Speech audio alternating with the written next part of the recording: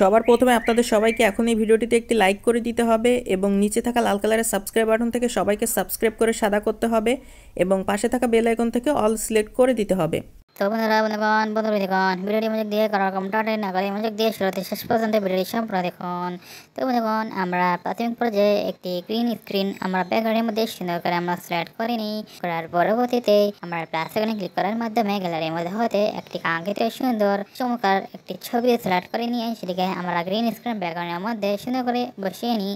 বসানোর পরবর্তীতে আমরা ছবিটিকে আরও সুন্দর ও সাধারণ গঠন দিতে বিভিন্ন টুলস রয়েছে, বিভিন্ন রকম যে অপশনগুলো রয়েছে সেগুলো আমরা সেগুলোর মধ্যে হতে সঠিক এবং সবচেয়ে উত্তম অপশনগুলো আমরা ভালোভাবে আমরা সিলেক্ট করার মাধ্যমে ছবিটিকে ভালোভাবে কাস্টমাইজেশন অ্যাডজাস্টমেন্ট করে প্রথম ছোটো অপর প্রান্তে একরকম ছবি বসিয়ে ছবিগুলোকে ভালোভাবে এডিটিং করে গ্যালারিতে সুন্দর করে সেভ করে নিই। তাহলে গেলাম সুন্দর গ্রিন স্ক্রিন এডিটিং।